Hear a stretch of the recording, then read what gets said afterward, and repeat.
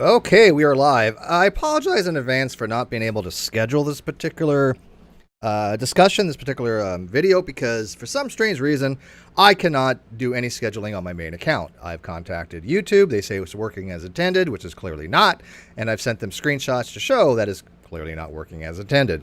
It is only on my main account. I've tried different browsers. I've tried clearing cache. I've tried private browsers. I've tried two different computers on two different networks. Same problems. So I don't think it's on my end, but it just will not let me schedule anything. It just comes up with a blank canvas, and then if I try to even reuse something, it comes up with an error message that I can't even change a thumbnail.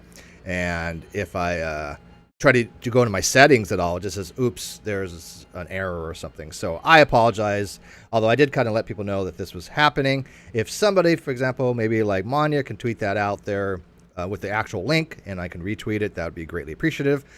So what we're doing this morning, we have a little bit of about an hour, a little over an hour, with the wonderful Forbes content creator, writer, Peter Reilly, IRS specialist, tax guru. I don't know what the hell. What do you call yourself, Peter? Well, I'm a CPA. I call myself a tax blogger.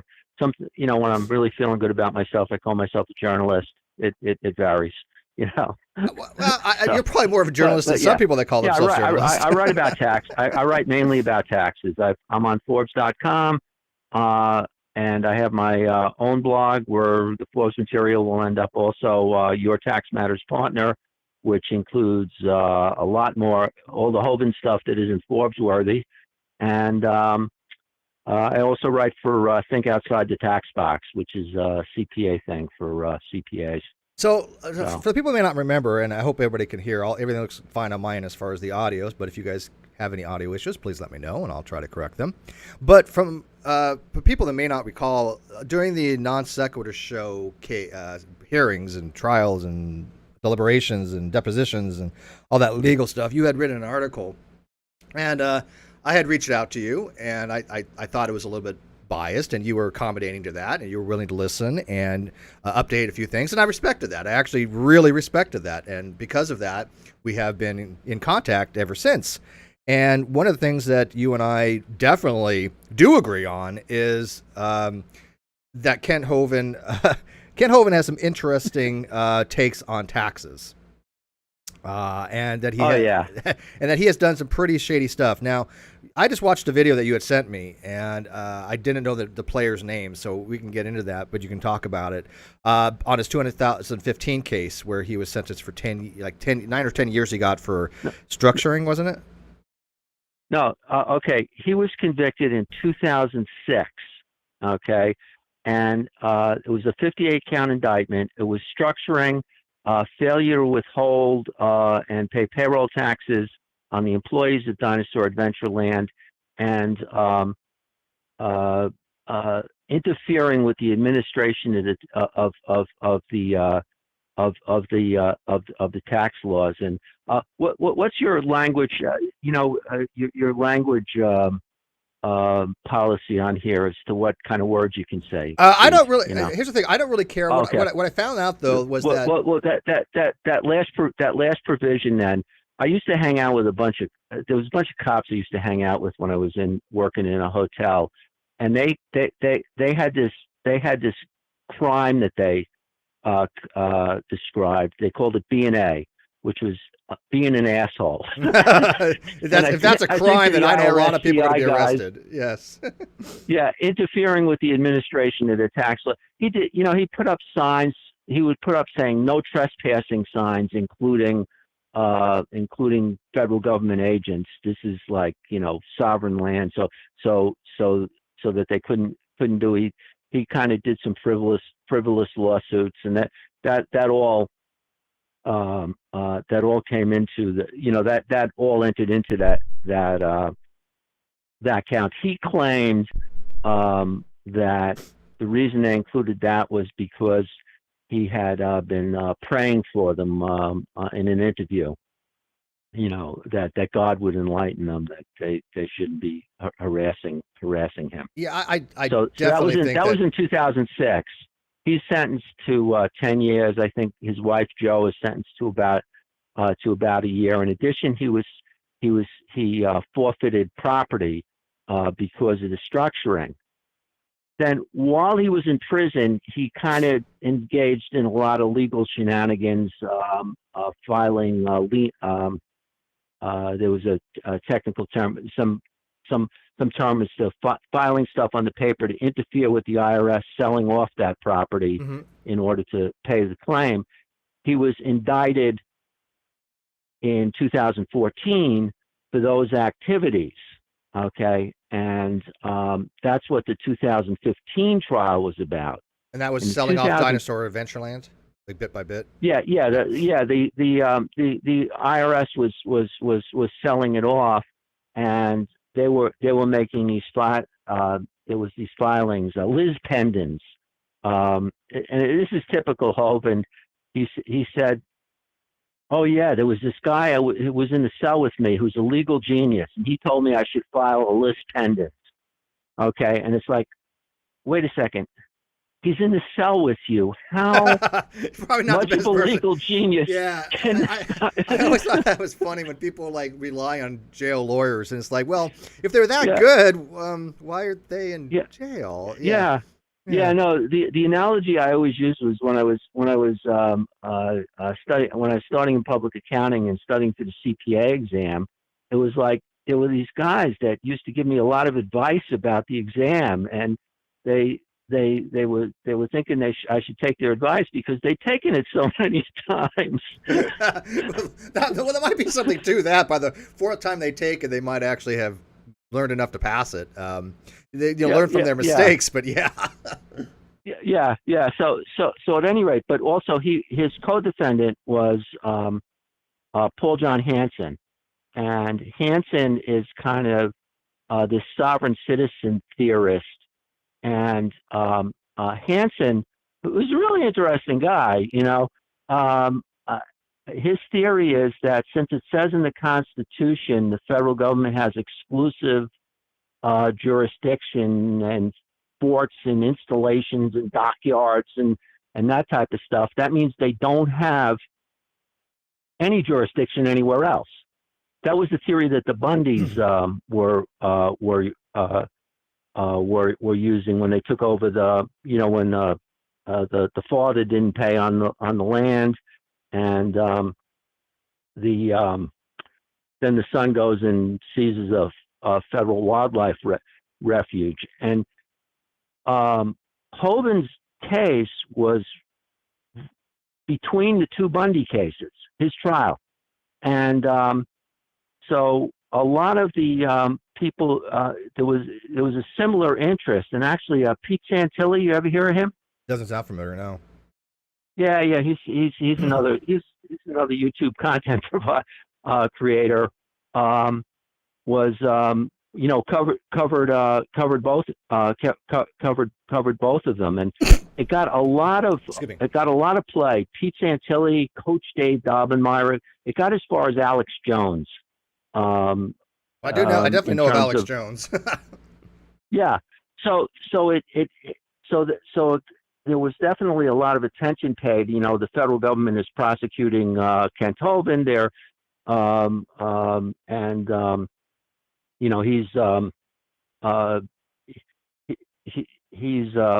he's being prosecuted for writing a letter to get back his own money. So a lot of people say it was for income tax evasion, but he was civil. He was found. He had civil fraud penalties for not filing his income tax return for all those years, which he kind of brags about, and has a big civil liability. But he wasn't prosecuted for that. All right, so there was no criminal criminal charges as far as him not filing taxes for the 20 some odd 6 years. He said something along those lines. But there obviously was civil penalties because there's he owed money. Yeah, as far as we can tell, as far as he can tell, he still owes like a huge amount of money. I mean, he might get out of it on the statute of limitations on collections. But actually, I picked up the story, and I picked up the whole large story in 2012 on a tax court case about his wife Jo, because they never filed, and he and Jo were both handling the money, so they kind of get whipsawed because the IRS charges them both with the income, which they can kind of do if you're stubborn enough. And that's when I picked up the case, and I just thought it was hilarious. But then there was a lot of reader interest in it, so I kind of kept following them. You know, that's pretty much how I got involved. I wrote about it on Forbes in 2012. So you still there, Steve? Yeah, I'm still listening. Absolutely. Okay. Continue. Yeah. So yeah. But Hovind, like, there's hardly a right-wing conspiracy theory that Hovind doesn't like, at least just a little. But he's never fully caught up in any particular movement. He's got he's got Brady Byron and who was working on his Kent Hovind is Innocent project, and Paul John Hansen, who has the sovereign citizen theory, and they're each kind of working independently. And since they support him, he's with them. Although Hansen's standing in my esteem went up. There was a Atheist Junior managed to get a video of the Hovind team, okay, with Cindy Lincoln on Zoom or something, discussing and trying to settle the case around her $133,000. And Hansen was kind of leaning towards Cindy, so I kind of. I don't remember that particular situation. Yeah, that was her main beef with him. I mean, is $133,000. Is that the new thing that's just come up? Because I haven't really followed too much. Well, no, actually, she didn't raise the issue of the body slam, okay, until subsequently. What they were talking about were the financial issues that she had with the ministry. So what happened was, Cindy owned rental property in California.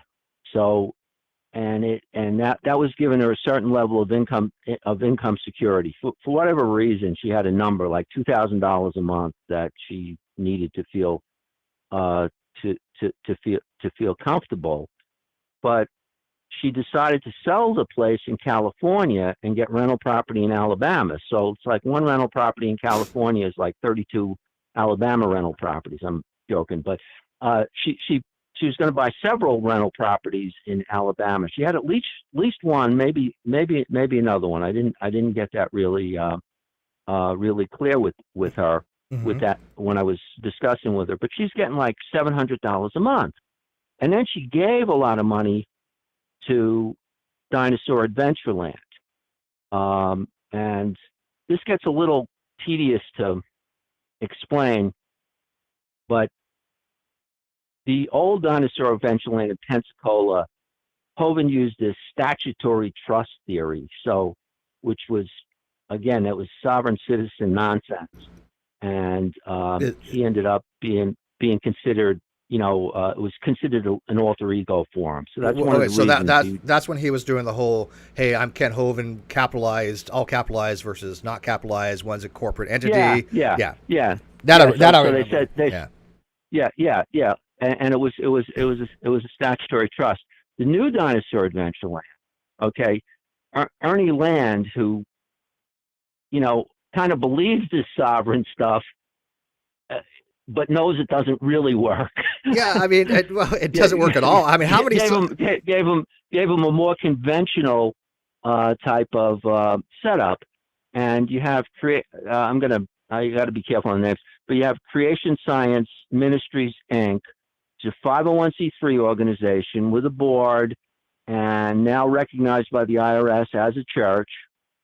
Okay, that owns the compound, or whatever you want to call it, and pretty much everything. is running the whole thing and where all the donations are coming in. Mm-hmm. And then there's an S corporation that's owned by Ernie Land that runs the store and sells all the videos, what's going to happen next, and and all the books, this, and then pays Kent for his intellectual property. And I don't know how much that is. So that's the legal, that's the legal structure. And there's a real board there on the ministry side. And I think, they exercise some control over Hovind, but he's a very strong executive director, patriarch of the of the organization. So Cindy was donating some of her money to the ministry, and but she did it by buying things for the ministry, vehicles and stuff. And then she's getting some rental properties to give herself some income security. She gets one more. She's ready to buy one more rental property. She's got $133,000, and says, "Oh, I got an idea.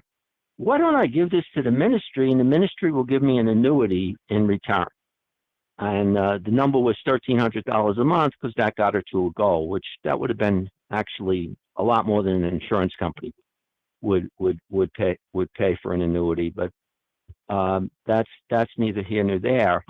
And the board was more or less saying, "Oh, we can't do an annuity," on and on. And then, but I guess they wanted to do this, and so they gave her this agreement that said, and it was an agreement between the S corporation and her. It was signed by her and Ernie Land, but not by Kent.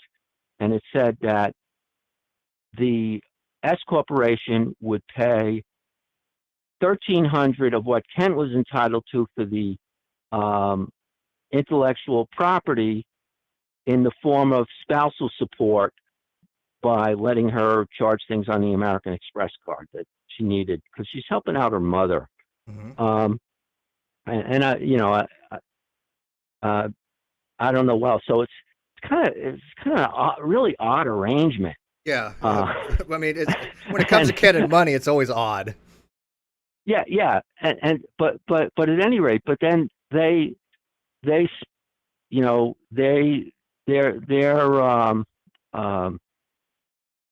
their relationship is more and more contentious. Apparently, she'll like yell and scream at him. Which she admits to and says she shouldn't do that. But then again, he eggs her on and infuriates her. Is the way she puts it. And she has problems with some guys who some of the key people. One of the key people at the guy who does the computer stuff. She's got these issues with him. She feels threatened by him. I don't want to get into that part of it, but you can, if you look into it, you'll find that stuff.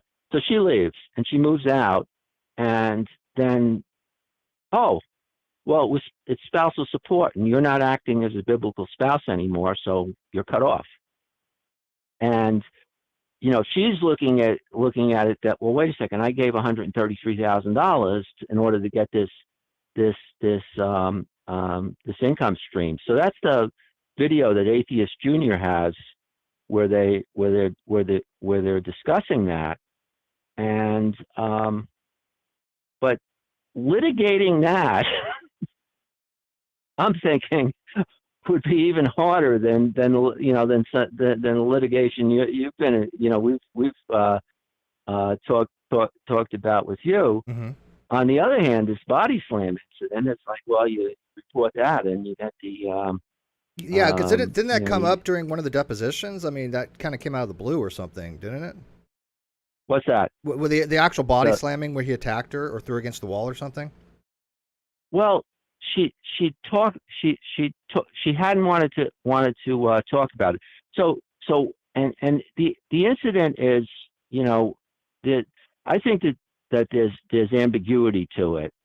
So Hovind, because of the way she yells at him and whatnot, Hovind said he was advised that he should tape all their conversations, and he says that he has 600 conversations with her taped, Mm-hmm.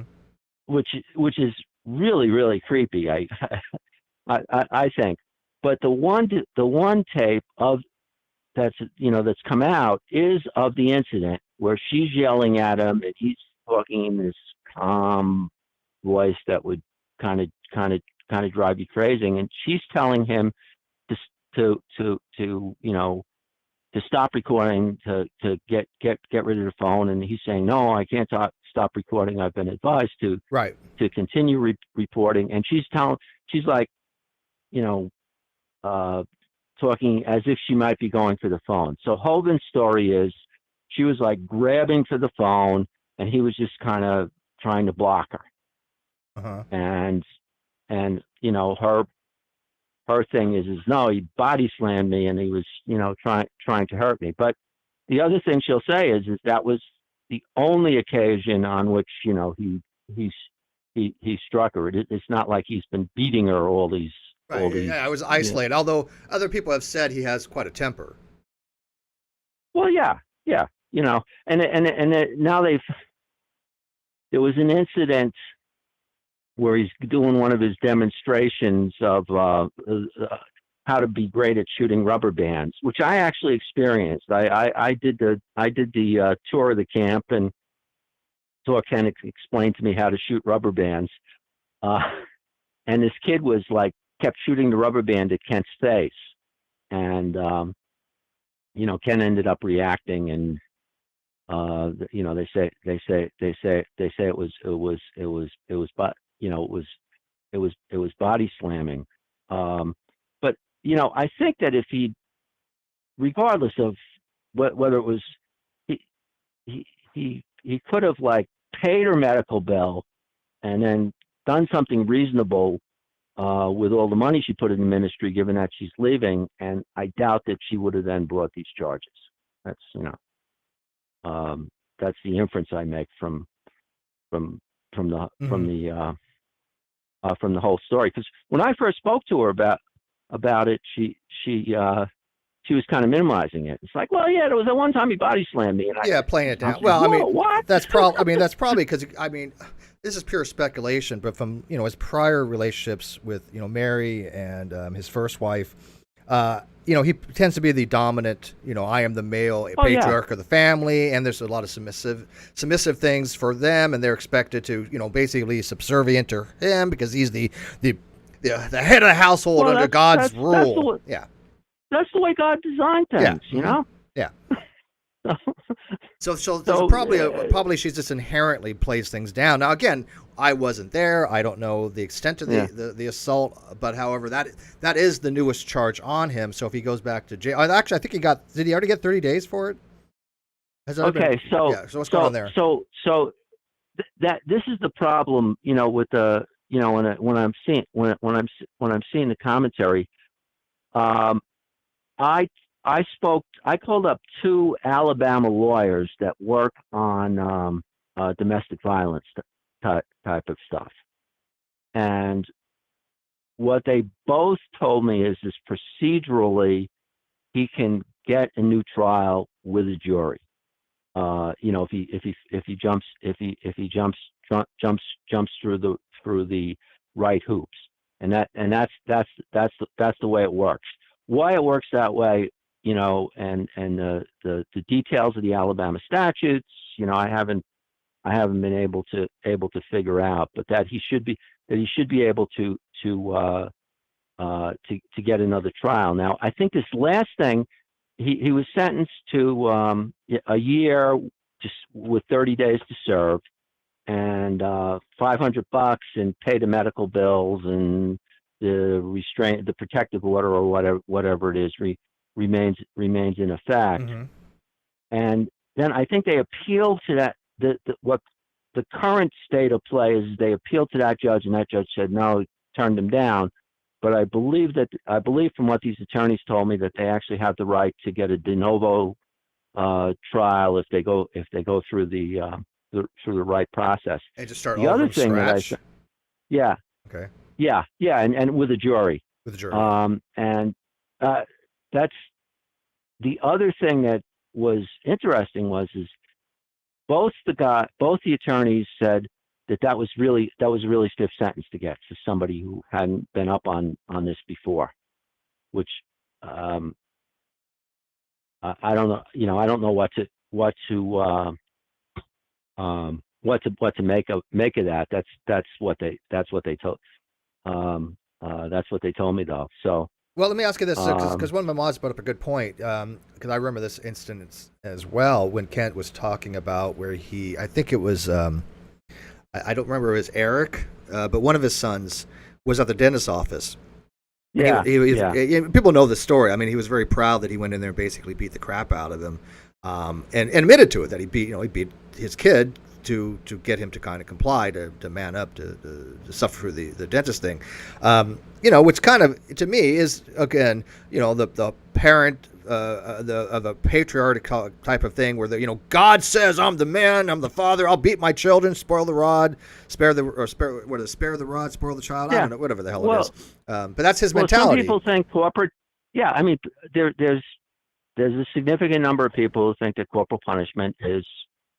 To some degree, but I mean, the way he made it sound like it wasn't like he just kind of, gave him a tap on the butt to kind of get him motivated. It's like he physically attacked him, it sounded like, and he was proud of it. I mean, that was a big thing. When parents issue corporal punishment, even to a lesser degree, none of them like to do that. I mean, it sucks. I mean, I think all parents have had some degree where they go, hey, look, the child is out of control, we have to do something. And it's obviously not meant to cause harm. It's not meant to hurt. And we certainly don't take glee out of it. You could hear there was some kind of glee in his voice, like he was so proud of what he did because he's a man and God has told him that he's the patriarch of that family. That's how I live. That's how I heard it, at least. Yeah. The way I heard it was, he needed to make his son more afraid of him than the dentist. Exactly. Than the dentist. Yep, that was exactly and I think he was using that as one of the spiritual principles. You need to be more afraid of going to hell than of whatever whatever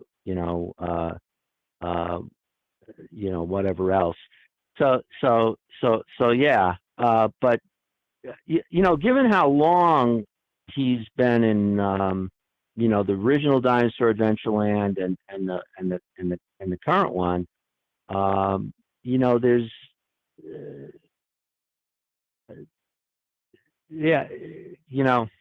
was going to say, I mean, I think that there's ways in which I admire the guy, and that doesn't preclude that, that I don't think most of what he says is nonsense. That a lot of what he says is nonsensical. Like, he has this tremendous work ethic, and he does seem to have this idea of you should live driven life, and his purpose is to teach people that God's word is God's word, and it's true and scientifically accurate. Right. Yeah, and he also makes it a salvational issue too, which is kind of odd, because if you have, people know that I have been against young Earth creationism since my channel started. I mean, long before then as well, but my channel was predicated on trying to debunk young Earth creationism. And of course, I had conversations with Kent back in the day. As people know, he has been on my channel many times. I facilitated the debate between him and Aaron Ra. And so Kent is well familiar with me. But when it comes to the salvational issues, I also work with Reasons to Believe, and they're an old Earth creationist ministry, right? And so even though I don't believe what they believe either, they don't make it a salvational issue, which to me, I think is argumentium ad baculum, which is argument from the cudgel that, believe what I believe, or, you're going to be condemned to hell, because that is a motivator. That's, scares people. And I think Kent does that in his real life too. He wants people to believe out of fear.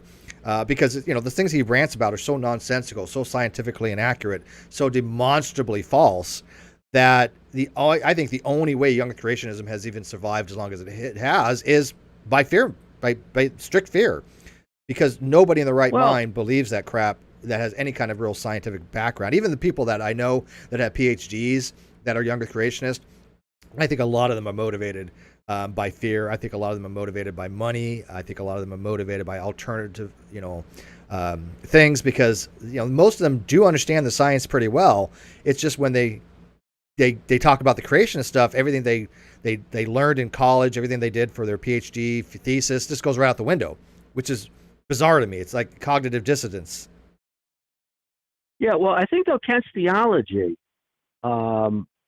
wouldn't, in Kant's theology, like once you're saved, you're always saved. So if you then started believing in, if you started believing in evolution, having once been saved, that's not going to stop you from being saved. I believe that his argument would be that evolution makes people doubt the Bible, which then prevents them from being saved, and so that they're what they're doing is they're helping the unsaved people by showing that the Bible is reliable. Are you sure he's a once saved, always saved Christian? Yeah, I'm pretty sure. All right. Well, yeah, I'll take your word for that. Yeah. But I mean, as far as like people that are not, Christians or something like that, then yeah, I definitely think he would use that argument there, that evolution.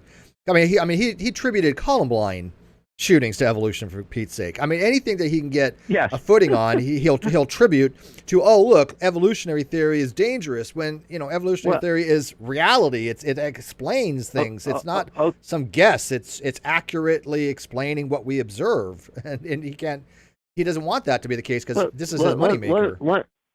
Let me not get into trouble. I tend to get into trouble sometimes because I think I understand somebody's argument. I want to explain what I believe they're saying, and then sometimes it sounds like I'm stating my own beliefs.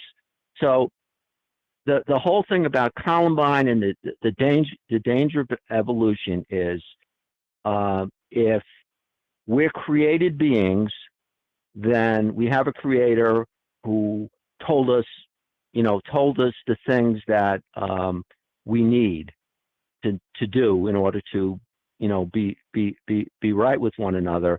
If we randomly evolved from this random stuff, then anything goes. Mm-hmm. Is what they say as the danger of evolution. And frankly, I get concerned. Scientific materialism, like having it all be random, does actually kind of scares me too.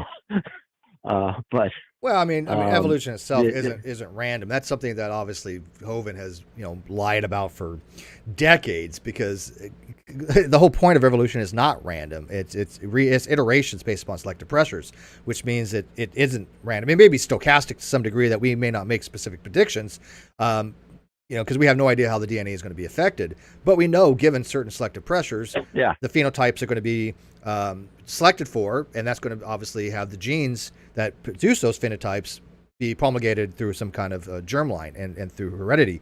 So, this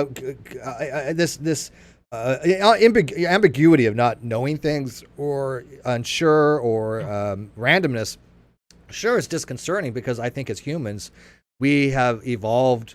Through evolution there, we have evolved to want to understand our world, and our minds are built that way, to want to understand. My argument has always been that because we have the lines of phylogeny that we have, the biological constraints that we have, I don't think our minds could fully apprehend the universe as it is. I think we are prohibited biologically, physically speaking, from the mind completely apprehending the universe.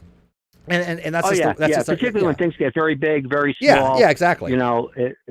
Like really long period. The mind has a hard time with infinities, like very difficult time with infinities. It's not wired for that. It doesn't know how to process infinities. Yep, Yeah, exactly. I mean, and when people in the 18th century, remember Samuel Johnson, he's talking to let's say Boswell, and he just says, it's like, as a matter of course, we've been in existence for 5,000 to 6,000 years, of course, because Bishop Ussher figured it out, Yeah, and he sure he just did. uses that as a matter of course. But I mean, that seems like a really long time, doesn't it? Yeah, yeah. Well, I mean, I think he took Uh, certain liberties when he did his chronology. That I think he was yeah, like, I'm going to skip this, that, because the generation things in the Bible, obviously, I don't think are one complete record. I think they kind of give their yeah, best guess and shot, but I mean, there's no way it's 100% complete. But I think that his was just, he had a goal in mind, and he was trying to find evidence to fit that, and it just yeah. force fit it right. Yeah, yeah, but that's people come but the thing is you scientists, when they talk about what the age of the age of the universe, they're like at plus or 40, 50 million, right? So Yeah, yeah.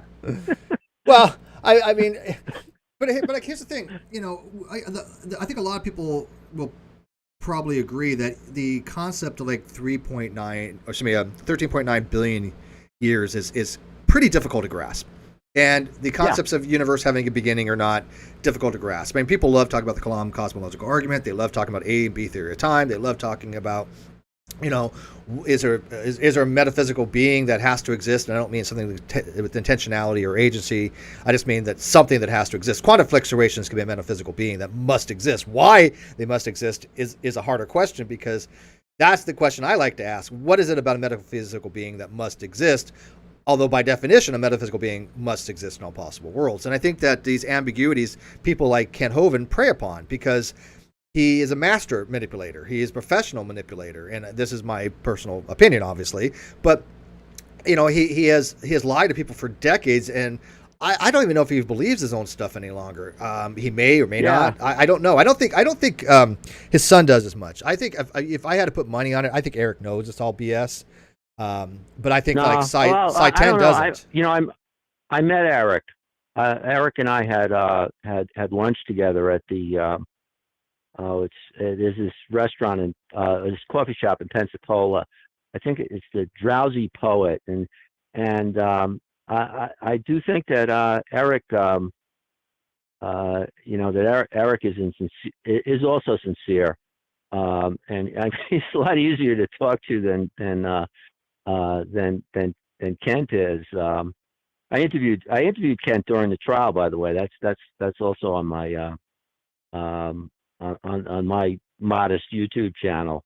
But yeah, the other thing though that I would say, which induces a little bit of humility, when we all say, well, we believe in science.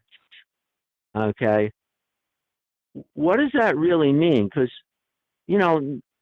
how many of us can do more than an infinitesimal amount, if any, of the science involved in astronomical observations and analyzing fossils and all that type of stuff?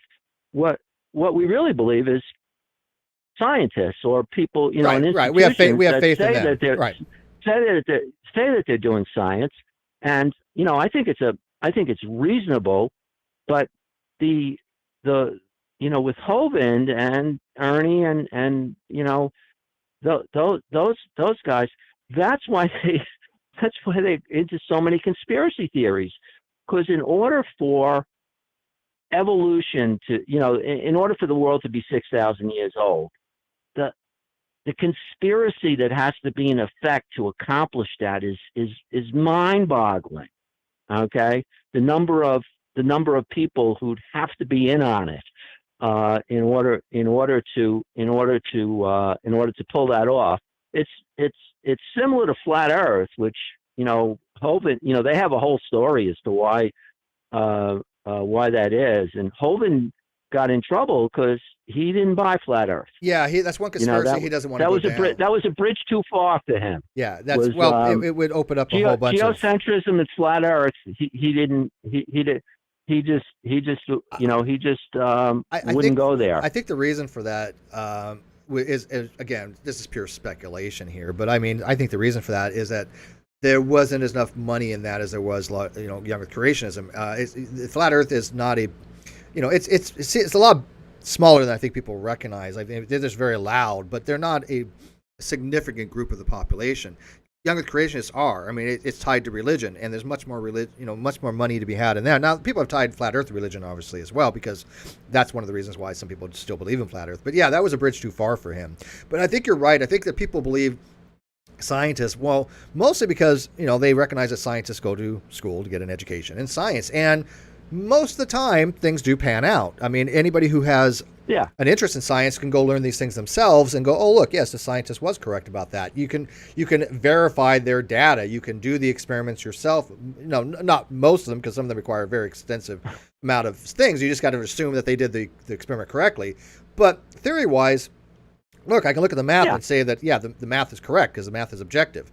And so I think that is one thing about science that religion doesn't have, because there's not a lot of objective stuff in religion. As far as teachings, right? Because people have all these different teachings, and Hovind's teachings are far extreme. I would say, though, that if, say, your life is a total mess, drugs and all sorts of stuff, just all this dysfunction is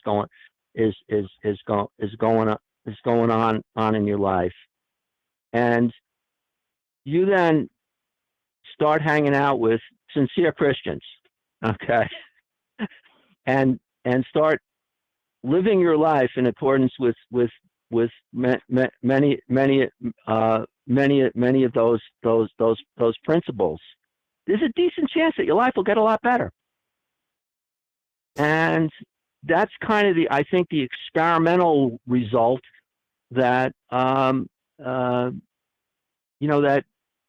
has sincere people going to Dinosaur Adventureland. Because when Ken Hovind says, here's how you should live your life, okay, don't drink, don't take drugs, live a purpose-driven life, find a purpose and focus on that. Don't waste a lot of time watching television and all that other stuff.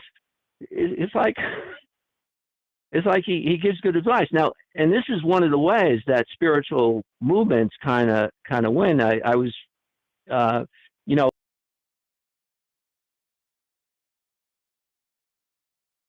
Oh, I think I lost you there for a second. Oh, I can't hear you. 1 sec. Talk now. Okay. Okay, sorry. Can you hear me now? Yeah, I lost you for a second. My bad. I'm back. We're back. Go ahead. Yeah. Okay. What were we saying? No, that if you take most spiritual systems, like the overarching thing might seem crazy, but if you follow a lot of the things that they say to do are good things to do. No, and I get that, but that's one of the reasons some religions have thrived like that, right? I mean, people, even Alcoholics Anonymous, they want you to believe in some kind of higher power. Now, they specify that it doesn't necessarily have to be God, although that's kind of what they mean. But yeah, I mean, a lot of people have reached out to some kind of religion for support and things like that nature. Now, look, I'm a friendly agnostic, I guess you can say. I don't have anything against religion. I think that if it helps people, great. I don't care one way or another, to be honest with you. It's the detrimental sides of religion. And unfortunately, it seems like it's a two-sided coin. You cannot have one without the other, although I don't know why it's the case. There's nothing, metaphysically linking the bad side of religion with the good side. You can have one without the other. They're not, intricately linked like a coin would be, where you have heads and tails.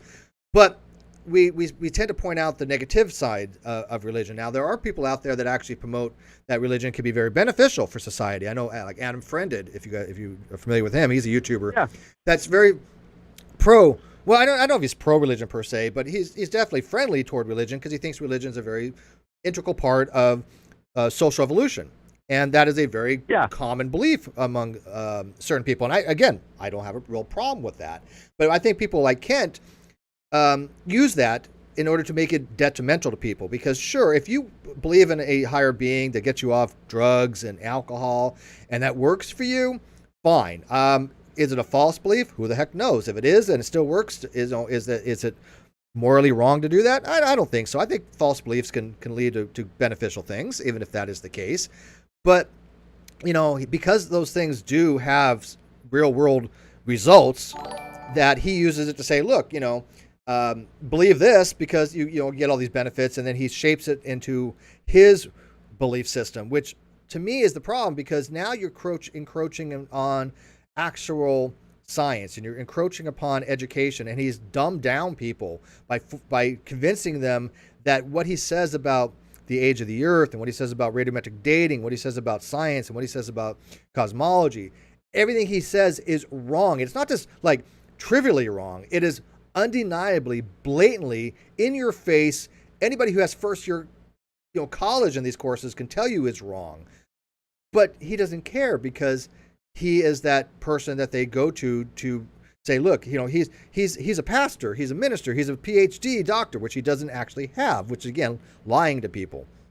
And so I think he's just a complete narcissist of the highest order. Again, my opinion, but I think that he thrives on that. I think he thrives on that, the fact that people revere him as some kind of, religious, spiritual leader of sorts, that has some kind of insight to God. Matter of fact, look at the trial thing. I mean, one of the reasons they got so big is because they were trying to say, really, freak and Hovind, he's a man of God. Yeah, right. Yeah. Real quick, I got a super chat. Goddess Scummer, £5. Thank you, Goddess Scummer. He says, economics of Young with Creationism, an ARC theme park that has millions of dollars invested. Economics of Flat Earth, Nathan Thompson, couch surfing. Yeah, no, you got a great point there, Jeff.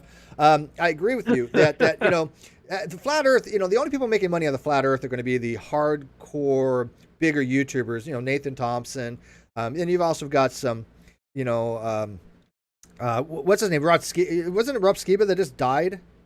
Was it Rob Skiba that died recently? The Flat Earther, if I'm not mistaken. And then you got, did he die? I haven't, my look into Flat Earth was very, I got Reds for that. Very shallow. Yeah. Reds is my go-to Flat Earth expert.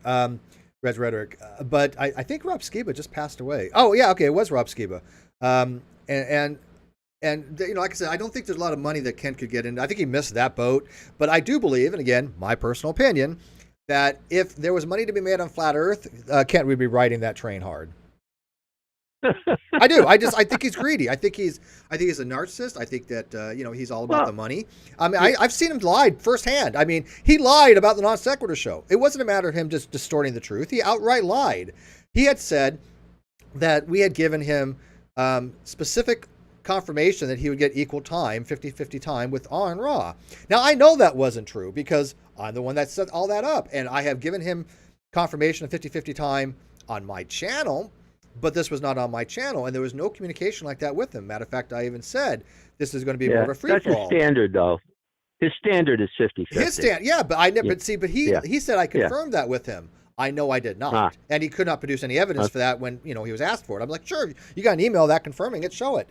Of course, he didn't. Now, I mean, there's a small chance he could have, gotten confused and maybe misremembered things about me confirming on my channel. But that was, I think a year had passed, so I'm not really likely to give him the benefit of the doubt on that. Yeah. But yeah, I do think that it's all about him. Obviously, I mean, I think he puts himself higher than God. Yeah. Well, but he reminds me of a lot of people I met, like a lot of people who run, people who run accounting firms. Okay, like I remember this accounting firm I was involved with, and I used to have these little jokes, and say the guy who was running it was named I don't know Charles or something, whatever, and the organization chart was Charles at the top, the last person who spoke to Charles, and then everybody else is equal. And that's kind of Dinosaur Adventureland, because that's, I mean, he can only pay attention to so many things, so things will go on. If he'll probably micromanage every every once in a while, and so it creates this kind of little bit of a crazy place. But the thing about him being greedy, and he actually lives there. Yeah. And it's not. No, I know he actually. Well, he lives. But it's a not one of compound. these- It's a compound, though. I mean, for all practical purposes, Yeah. look, I don't buy into this cult nonsense. I mean, you know how many fucking idiots were saying, "Oh, look, Steve has a cult," and I'm like, "God, you people are stupid." I mean, just straight out dumb. But when it comes to Kent Hovind, that charge is not that hard to believe because he literally lives on a compound where people go there to work for free.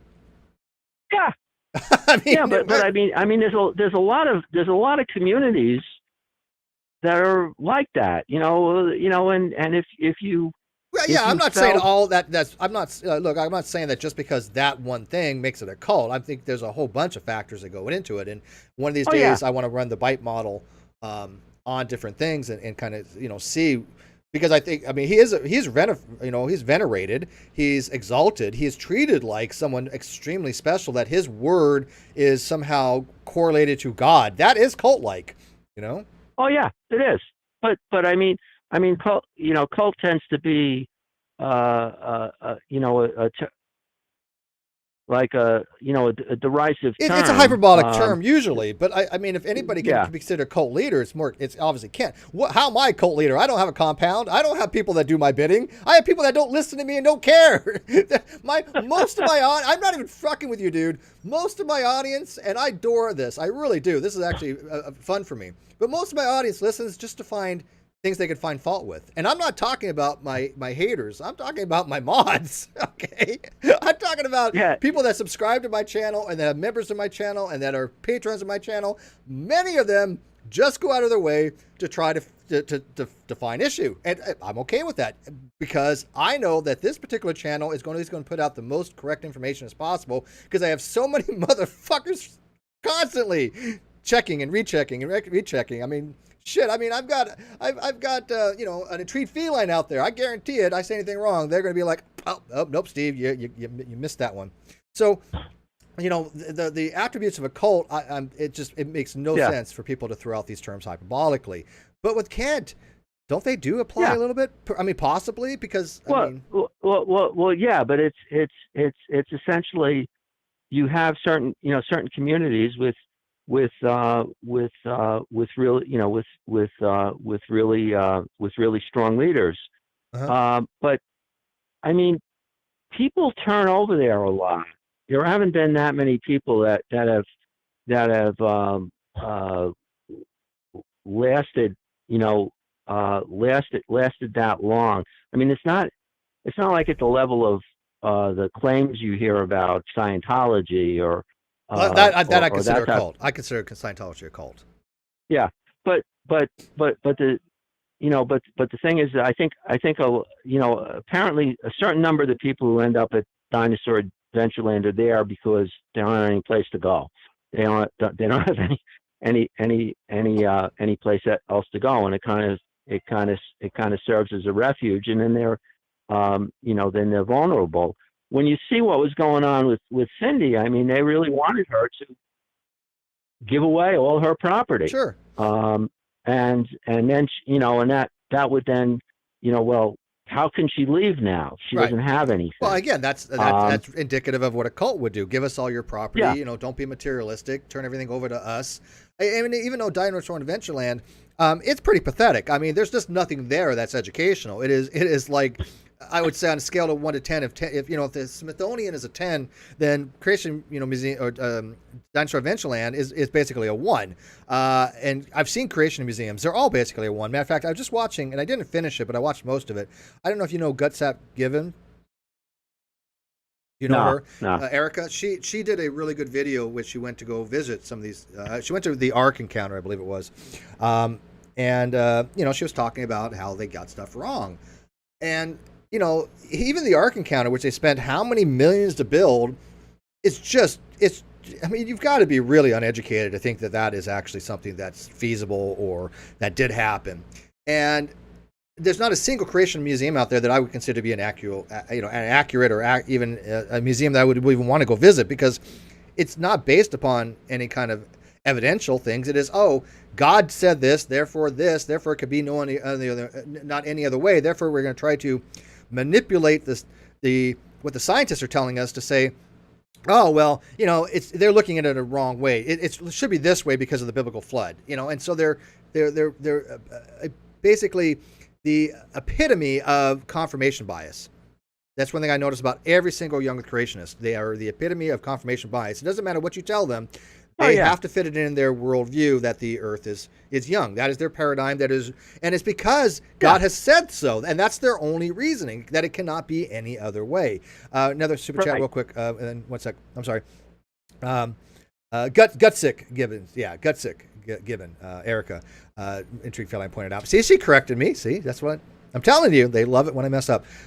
Sorry, Erica. I think Erica's great, by the way.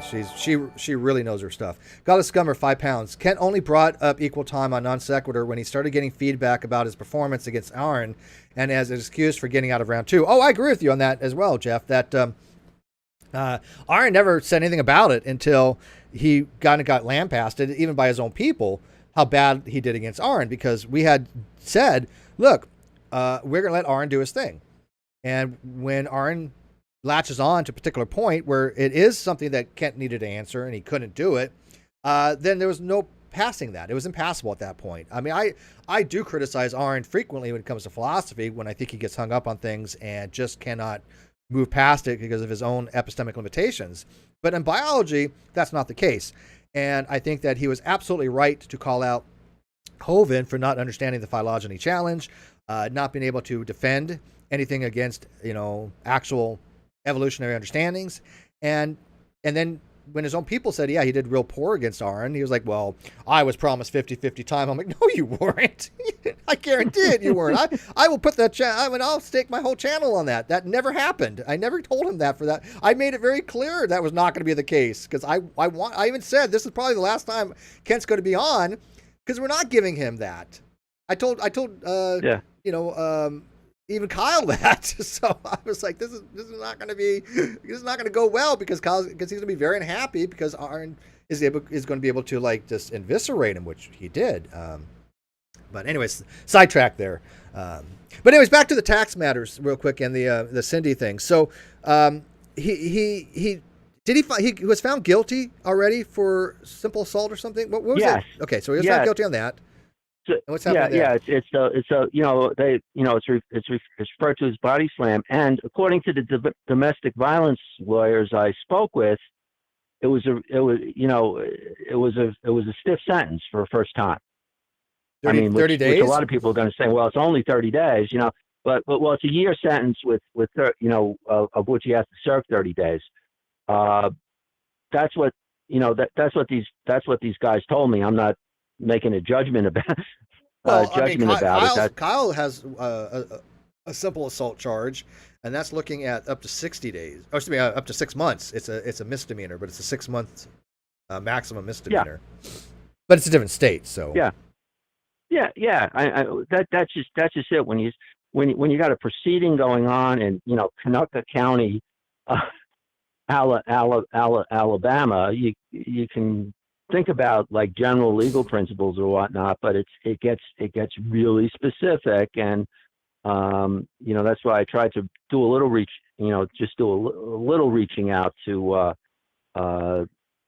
local guys, and that's what I got. Yeah. Look, I 30 days is fine, whatever. It's not me.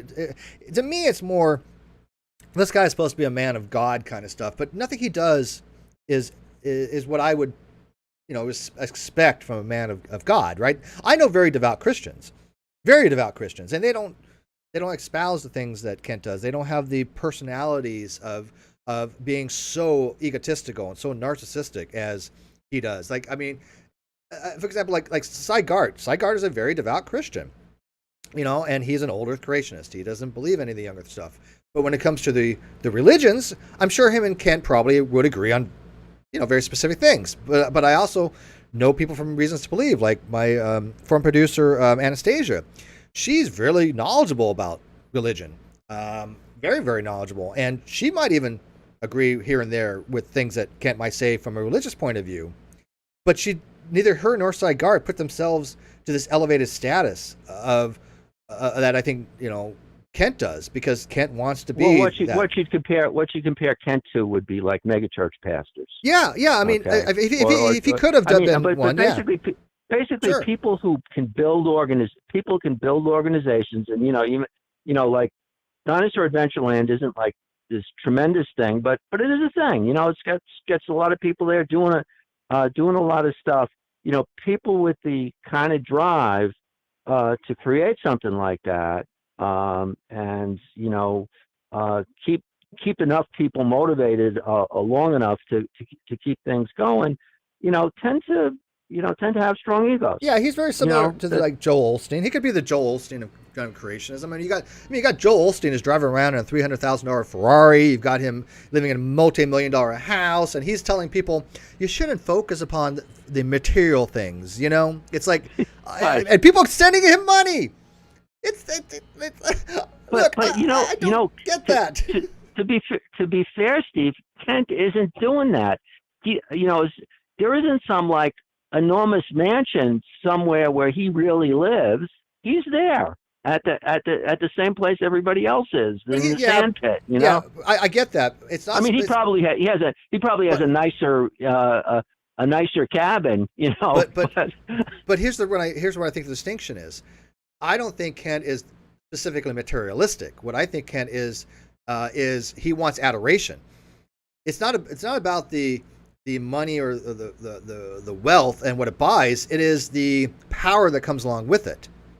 And I think he loves that power. I think he wants to be the center focus. He wants to be that patriarch that sits in that living room when everybody around him, is just in awe of him, of his presence. And I think he enjoys that. I think he gets off on that even. And that to me is quite different than like a Joel Osteen or a dollar, what's his name? The Sale of Dollaro, the guy that wanted the Learjet. Those guys are materialistic. Who's the other guy that wanted that? He looks like a demon when he starts yelling.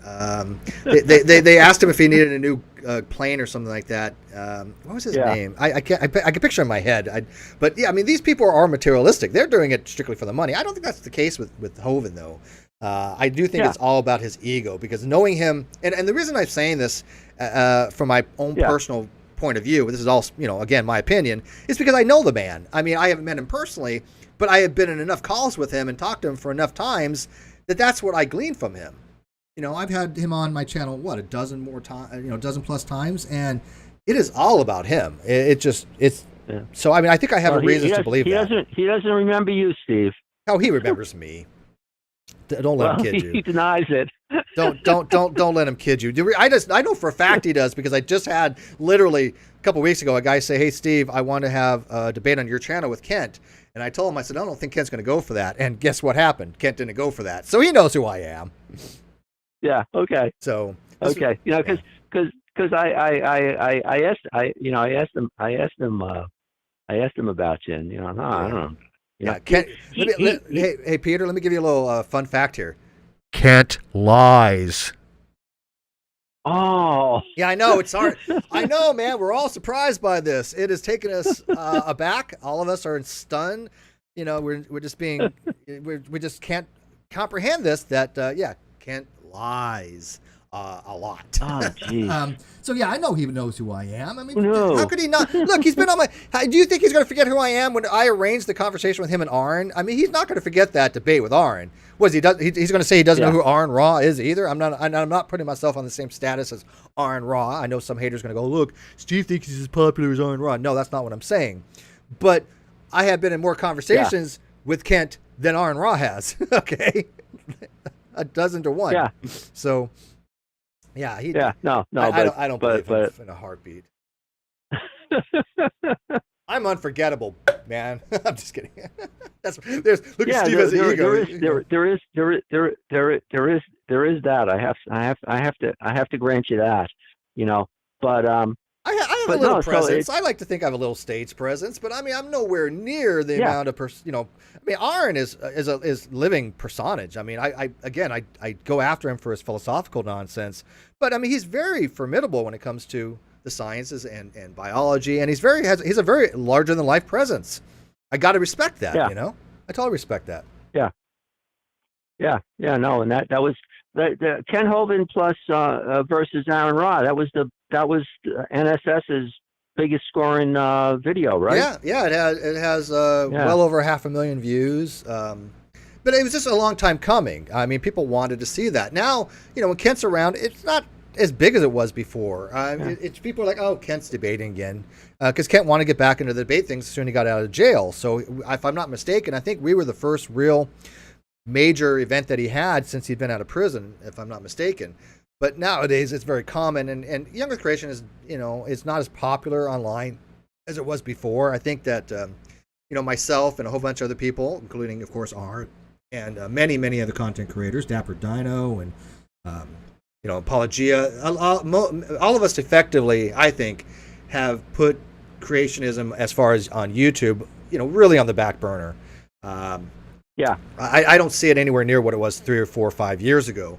Yeah, same with Flat Earth. The Flat Earth has nowhere near had the foothold that it had. Now, obviously, YouTube has put a kibosh on all of that as well. But, you know, we've had to pivot. We've had to, like, change, you know, from talking about creationism to, you know, I moved to philosophy stuff. But, I mean, if I would like to get back into Young Earth Creationism to talk about, yeah, sure. But I just don't know what else there to talk about. I mean, it's all been beaten to death. I mean, I did, not to do a soliloquy here, but I mean, I did 8 hours worth of video with Dr. Henke and Dr. Lachelt on a very specific topic on helium diffusion rates. 8 hours of video. Matter of fact, it's still, as a matter of fact, Dr. Lachelt wrote a paper and acknowledged it in his paper and thanked me for it. And then Dr. Henke had written part 2 to his talk Origins link on helium diffusion rates and redid all of it and updated it all. And I was mentioned like 20 times in it because I facilitated this particular conversation. I mean, where do you go from that? I mean, the helium diffusion rates is a dead issue. You know, I'm not going to revisit that because that was very, very intricate. It was very, very technical, very, very difficult to understand. And it's already been completely refuted.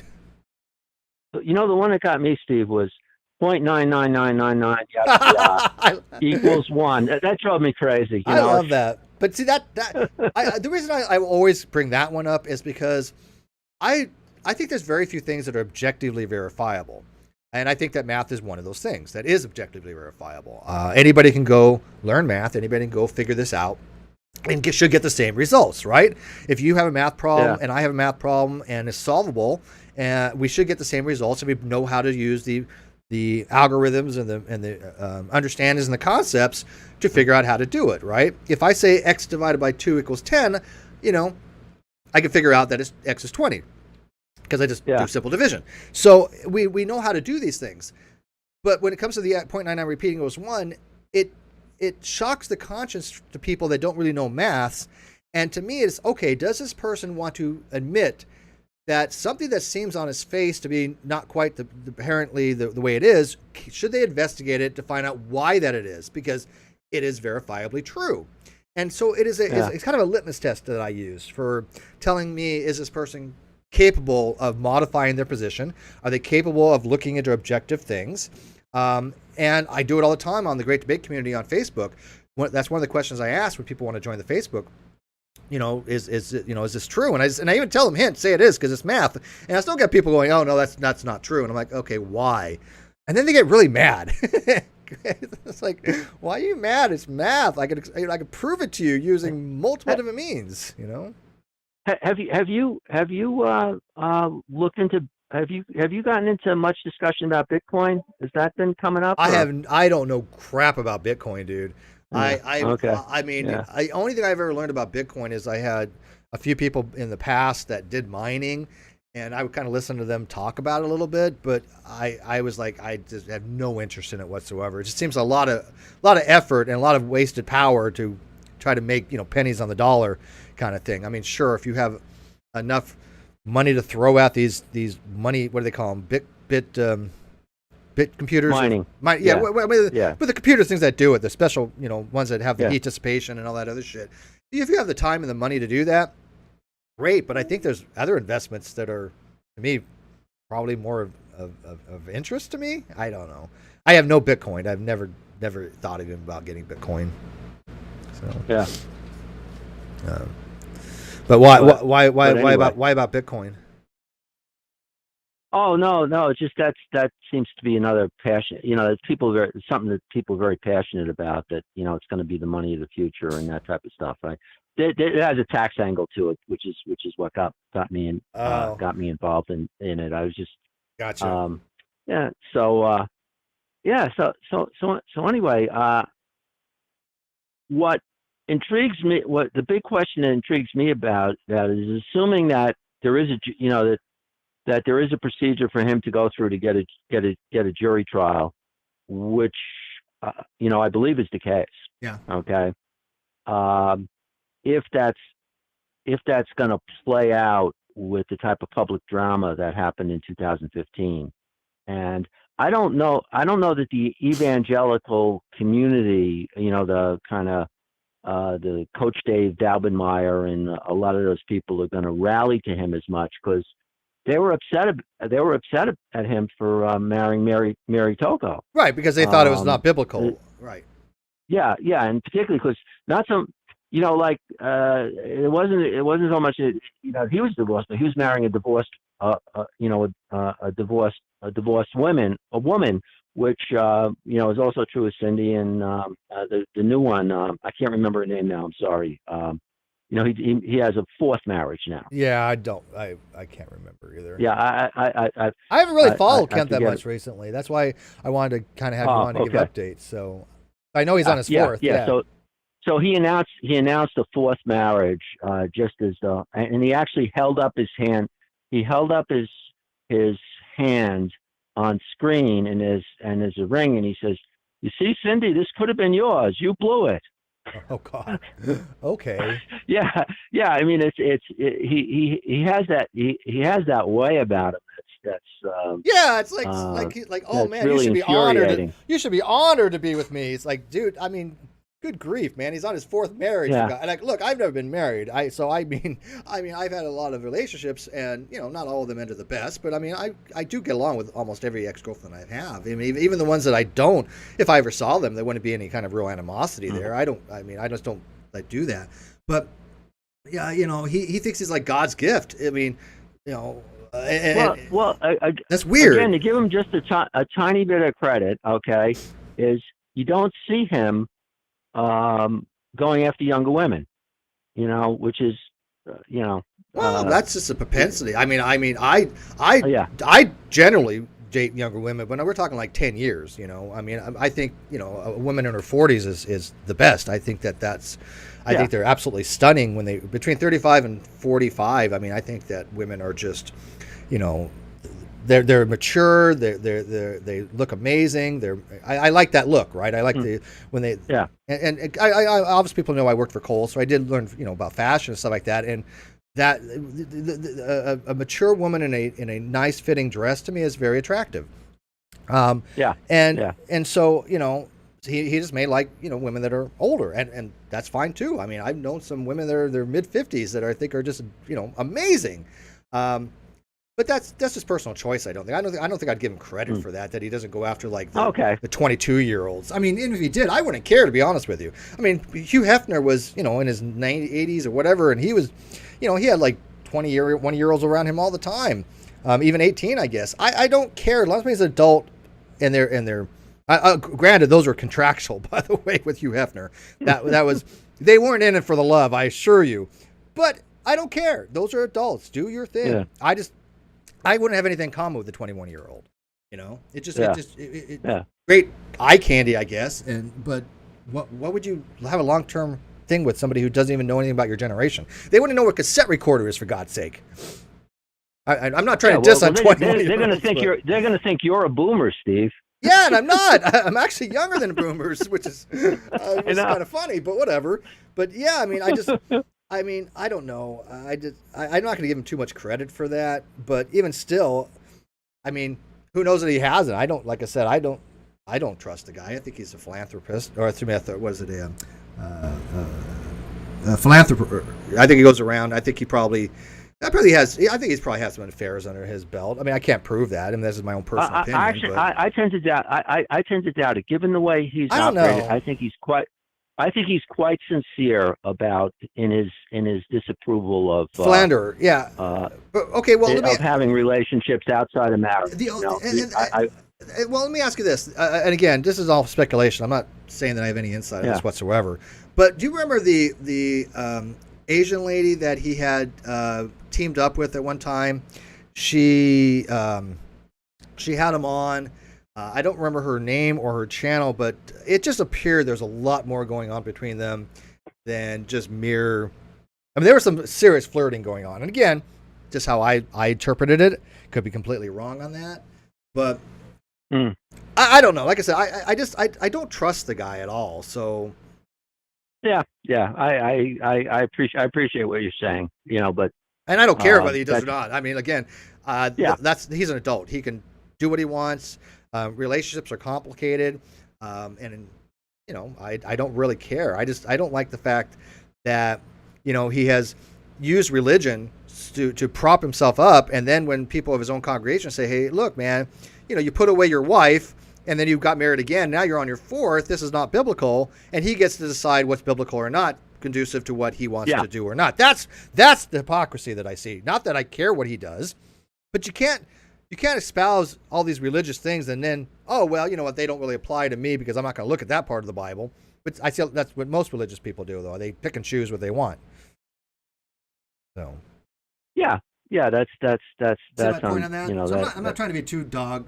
I'm not trying to dog on Hovind when it comes to that. It's just I don't like those kinds of preachers because I just don't think they're honest about how they preach. An actual preacher that actually believes and it really has strong convictions, I revere. I have a lot of respect for them.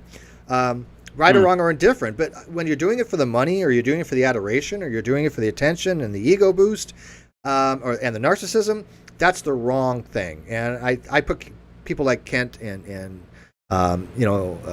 his son Eric into the same categories. I think they do it for the attention. That's just me, though. Maybe I'm right. Maybe I'm right. I don't know.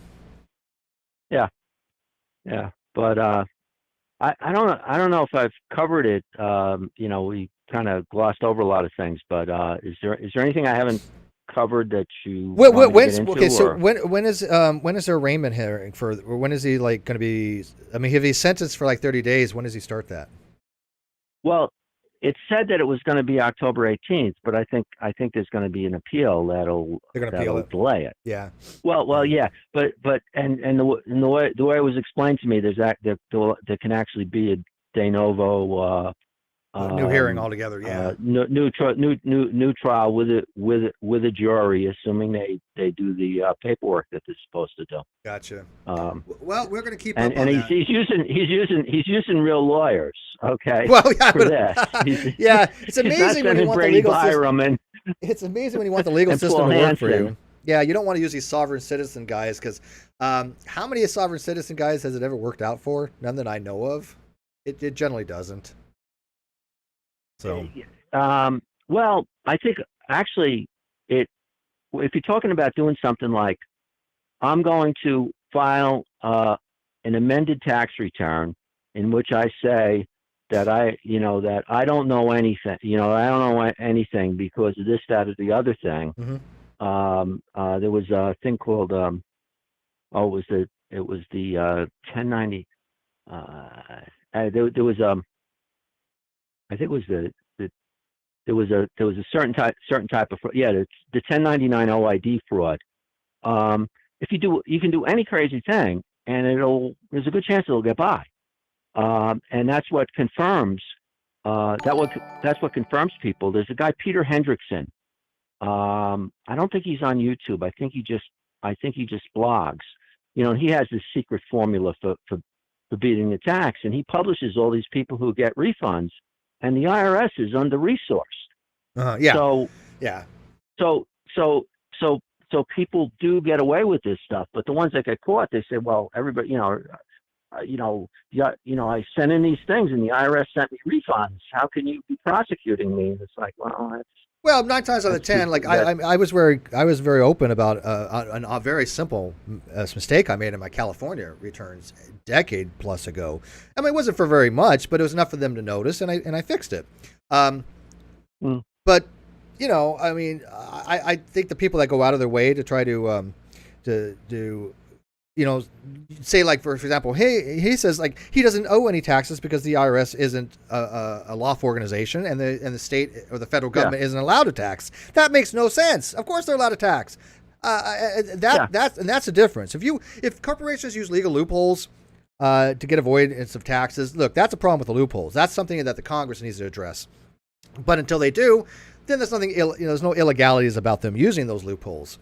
But I do think they need to fix all those things, because I do think that the middle class pays, obviously, the vast amount of taxes. And I as a tax person, I would assume that you probably would agree with that. That the middle class shoulders a lot of it. It's actually pretty complicated. I mean, there is a significant amount of progressivity in the tax system. So when and it gets confusing, this is when you're working with numbers. Mm-hmm. When you look at how much tax is collected, a large proportion of it is collected from people of very very high net worth. Mm-hmm. You really get working on those numbers is it's tedious and it's complicated. Yeah, no, I dropped out of my second year of accounting because I was just so bored, and I was working, and but I did take intro to accounting and then accounting 1. I got to tell you, my friend, it was boring to me. I literally was just. I mean, I understood the concepts, and we took general book, double book entries, and we had a general ledger, and we had to do amortizations, we had to do the whole 9 yards for the accounts payable, the accounts receivable, the owner's equity, all that stuff. I got the concepts fine. It just held no interest to me, if that makes sense. You got a super chat there. I'm gonna read this off real quick. You want to read them? Yeah, you can read them. Think his motion for a new trial. I'm sorry, it went off my screen who it is. There it is. Godless Gummer. Okay. Think his motion for a new trial was kicked out. Yeah, his motion for a new trial with that judge, was kicked out. But I think there's another step that can be taken from what to get. They're going to try what they can. Yeah. So that's but I'm basing this on having talked to 2 Alabama lawyers, and that he should be able to, and I think they wanted that judge to look at it again rather than get and they might get it. I mean, I don't know. Wrote in last name $5 says Kent Hovind, cult leader. Oh my God, sex scandal and financial shenanigans. Clutch the pearls. Yeah. Well, that's shocking, the thing. Shocking. That's the point, though. It is. Nobody's shocked by this with Hovind, right? I mean, if it was somebody that was like, not thought of as a dishonest religious fraud, I guess you can say, then nobody would really care. But the only reason people are even fighting for Kent is that he had religion behind him. Matter of fact, you remember what was his name from something of the devil that used to work on the Theo? Was it Theo? Oh, Theo, lies of the devil. Lies of the devil, yeah, Theo. Yeah, because he took over. That was great because he took over. He took over the URL. He took over Kent's URL and converted it to lies of the devil, so that if you saved the link, you ended up with Theo. Yeah. I know Theo, and I've had my issues with Theo, but one thing we agreed upon is that he definitely thinks that Hovind is a scammer, and I happen to agree with that. That's again my personal opinion. Godless Scummer just sent me a image from this is Conoke County, Alabama. Am I pronouncing that right? Conoke? Yeah. State of Alabama versus Kent Hovind defendant. Order motion for a new trial filed by Hovind Kent is hereby denied. And this was October 14th. by Judge Hyde. This was Yeah, yesterday. Yeah. So yeah, that was the judge. That was the judge in the original decision. Um, gotcha. so that's the original thing. I can't I can't nail down the procedural stuff that well. If he was in tax court, I'd be able to help you more. Gotcha. But so we'll see what happens. Yep. I don't believe that's the end of the story. But I doubt it as well. It never is with Kent. But we'll get more updates, and I might have some people on to talk about actually some creationist stuff. But I got to wrap it up. So Peter, thank you for joining me today. It's I do appreciate it, and let people know. Peter and I did have a bet. It was $100, and he lost that bet, and he paid it willfully and joyfully, and I respect that to no end. I find that to be admirable. It was a gentleman's bet, but I do give people props for that, because I look for people that their word means something to them, because unfortunately this day and age you have a lot of dishonest content creators, you have a lot of dishonest YouTubers that their word means nothing. They pride themselves on being dishonest. So when I run across somebody who is an honest person, I do like to point that out. So I do thank you for that, Peter. I used it to buy some food and help somebody else out for they needed some food as well. So it was put to good use. Okay. Okay. So I do thank you for that. I'm gonna let you go. I'm gonna wrap this up with my audience here and fill them in on a few things you want to listen. And you too, sir. Thank you very much. Okay. Bye-bye. All right, so that was Peter Reilly, who writes for Forbes.com. As you guys know, he has been following along the Non Sequitur Showcase intently for the last 2 years. As you guys may know, today was the day that Kyle had a hearing. I will give you the details of what happened there in another hangout later on tonight. Sorry, you have to wait. But I have heard from my attorney. I do know what happened. I do know what was discussed. I will give you guys a bone, though. Kyle did show. But I will give you the details of what's going on in that, what I think that needs to be in a very separate hangout, and I'll probably bring a chest for that later on tonight. Also, I'll this week, just the following week, I'm going to probably be doing a show talking about my court case with Katie Joy Paulson. I've already discussed it with my lawyers. They are fine with me having a discussion on that particular topic in order to do some fundraising. I have gotten a job in LA. It is something that will help me pay for my legal fees, but it probably won't cover all the legal fees necessary for a full trial that I'm asking for, because I have to fly probably to Minnesota to actually talk to a jury. So it's going to be very costly. I've already spent a lot of money already on this particular lawsuit, because I know that I have a very strong case. My lawyers know I have a very strong case, and I intend to take it all the way to the end. I have 9 months to file in actual state court. I don't want to wait 9 months. We're already talking about doing discovery, and I want to do it sooner than later, because it's just cost effective to do so, and I want the jury to deliberate, and I want punitive damages, and I want special damages, and I'm sure that I will probably get that. But I'm able to give you guys some information about that with my lawyer's blessing, because they know it's a very special situation where it's going to be costly to do these kinds of trials. I'm going to ask the community for help, yes. But even if I don't get that community from help, I'm still going to go through with it. It's just going to take longer, because money, it does cost money. But I do intend fully. I give you guys my word that I will do everything in my power to make this something that actually happens in the court system, not just a pocket service, but a full jury trial. And I will not have an NDA, and I will not have anything private. Anything that is settled before or in the court is going to be public. That is my word to my subscribers, because I want it to all be public. And that was my conditions with my attorneys, that if I hire them, I am not doing any NDA, nor am I doing anything in private. I want everything out there to expose the misinformation and outright lies that have been spread about me by very specific people. And I'm fighting tooth and nail and spending a lot of money, my entire life savings, in order to do this. And I'm happy to do so, because I want my reputation back. And so I will ask community for help on that, but I'm going to have a more detailed hangout with that later on this week, probably, I think. But yeah, and I'm not telling anybody where I'm working, obviously. Even Cheshire and Reds don't know. all I'm going to say it is in L.A., but other than that, that's all people are going to know about, and that's all they need to know about it. So don't ask me any questions about that, because I'm literally not telling anybody, except for I think one person knows, but I'm not going to say who that is. But if you guys got questions on far of the court cases, Kyle's court case, ask me tonight.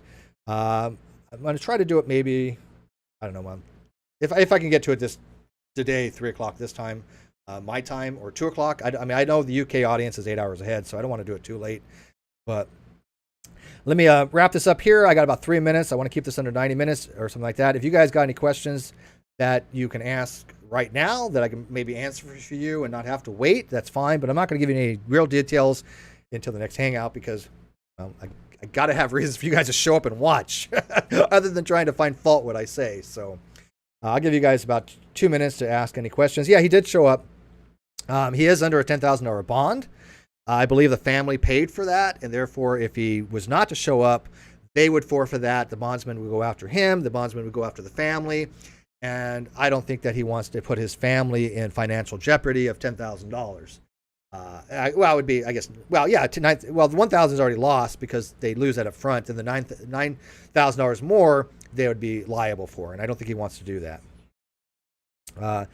So the next hangout, I'm going to try to schedule it maybe around 2 o'clock today, give or take, and then I'll talk about the non sequitur show. I have to get with Chesh and see when she's available. She should be free all day. But yeah, so I'll throw you a little bone. Kyle did show up. How do you like that? And I'll throw you another little bone. It's all good what came out of it, I guess, but it's still legal crap, right? Nothing detrimental, at least. There's nothing bad that happened, but the judge is giving him every opportunity, and I think that's because she plans to throw the book at him at some point if he doesn't start doing some stuff. And so, we'll see what happens. But I'll give you guys a lot more detail on that in the next hangout. So that's all your questions. That's it. All right. Well, thank you guys for showing up. Thank you all for the super chats. Everything that you guys send for super chats and support through my membership and support through Patreon. I will tell you right now, it's like 95% is all going to legal fees. I'm literally just spending money for food, and little else. I'm not buying any major purchases. It is 100%. I want everything to go to my legal costs, because I want this lawsuit with Katie Joy Paulson to go forward, and I want it to be put into the court system, in the actual court system, so you can read not just my complaint, but you can read hers as well. I can't put them out until that happens. There's legal reasons for that, just because they can use it against you. And other than that, I want people to read my complaint, and I want people to read her complaint. And the best way to have that happen is to have it filed into the system where people can make up their own minds. Because I can tell you right now, her complaint is just unbelievably bad. It's just, I have overwhelming evidence that it just shows it's just wrong. It's fundamentally wrong. And so I'm not worried about any kind of jury whatsoever. I have all the exculpatory evidence I need. She has no evidence of anything that she's alleged of me. And I'm going to go into that trial with my head held high, saying, hey, these are what actually the facts are. I am out money, I am damaged, and there should be punitive damages involved. And I'm going to fight for that. I'm going to fight for that real hard, because I am tired of people slamming people's reputations and lying about people and not having anything happen to them. The judicial system doesn't work very well. The legal system hasn't worked very well. Even public opinion has only gone so far. I mean, it took how many years for people to recognize that Kyle was not the person that they thought he was, when I had been saying it all along, that he was disingenuous, that he really didn't care that much about the subscribers. And that wasn't until later, much later on, by the way. I think that he actually did at one time, but when there started being money problems, and when he decided to kick myself and Bullinator off the channel, I think he really didn't give a damn at that point about anything but himself. He basically said, nope, all about me. And, I try to warn people about that. And I try to tell people that he was lying and that he was submitting false evidence to court. And not many people listened. Well, at least I should say that. I should say not enough people listened, I don't think. And it's a shame. And I'm not going to have that again, because people have been lying about me, and I want that to be rectified through the legal system properly. And so I'm fighting that tooth and nail. That's why I filed a lawsuit. If I didn't think that I had a case, I wouldn't file. But, like I said, I can't do it alone. I hope that the community will help me on it. Everything that you do through PayPal and through membership benefits, or becoming a member of the channel and Patreon, that's all going to go to my legal stuff as well. If I do a crowdsourcing, that's fine as well. And I don't give a shit if people bitch about it. Oh, Steve's crowdsourcing. So what? It's for a good cause. I want to see this particular person exposed for saying things that were not true. And I think a lot of people want that as well. So that is my little foreshadowing of some future hangouts that I'm having. One of them hopefully will be today if I can get Cheshire to join me on it. Because I haven't filled her in it either. I let her know that I got information, but I had to do this particular hangout, so even she is not updated. But please leave me comments. Want to thank all my mods once again. Thank you, Jesse. Thank you, Sadie. Thank you, Entry Feline, Ash Scott, Smitty, EMP. I promoted you today. And Chemo and RNGD Gaming. I got everybody out there, and Manya. So, like I said, I do recognize you guys' support, and I'm appreciative of it. I have been very quiet on certain topics, obviously because of legal reasons, but like I said, I have now got confirmation from my attorneys that I am allowed to speak about certain things. I have my guidelines on what I can and cannot talk about, and I fully intend to do that probably, like I said, next week. But I just want you guys to know that I am working my ass off to make this happen. I got a job basically. This is the same day I was interviewed. I was hired 15 minutes later. They went exceptionally well.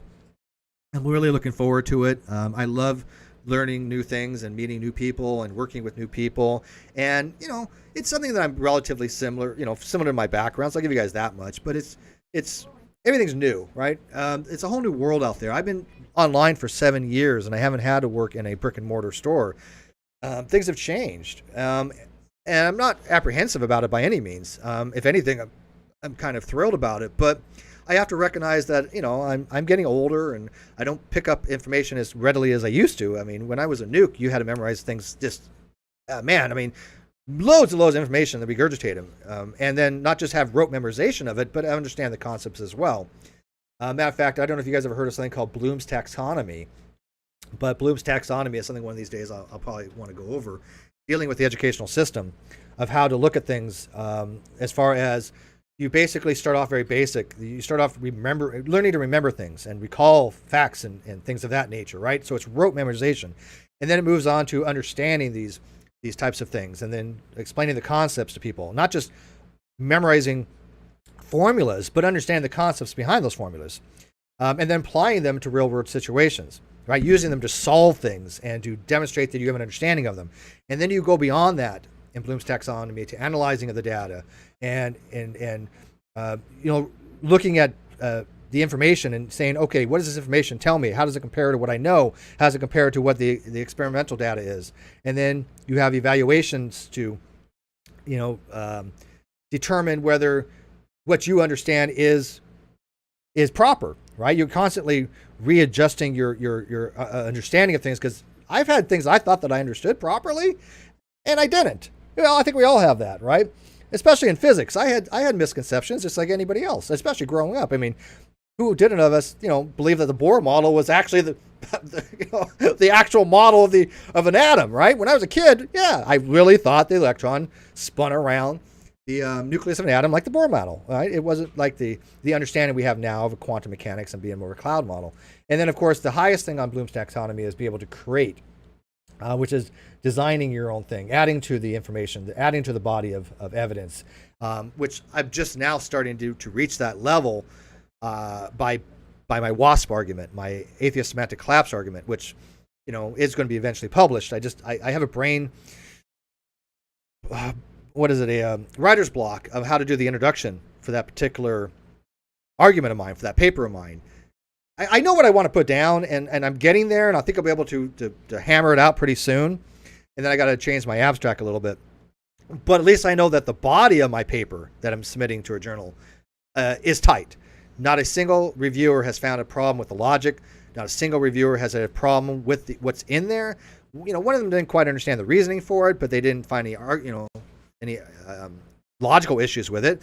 And the PhD in diatheistic logic had said, it was good work by the author, which he had no idea that the author, was an undergrad nobody on YouTube.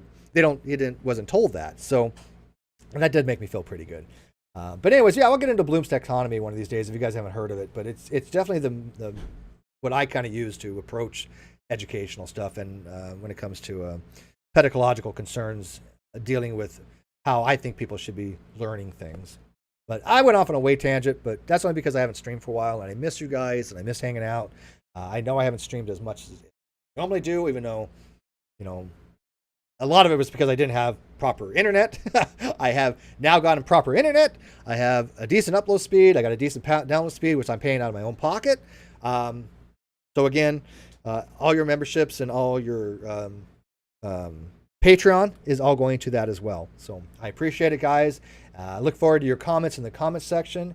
Let me know if you want to have specific things addressed on the non sequitur showcase or in the Katie Joy case. That's fine too. Again, contingent upon what I'm able to discuss. But one last question. Just get food, damn it. We'll see you in 2 hours. Yeah, no, I already had food to treat feline.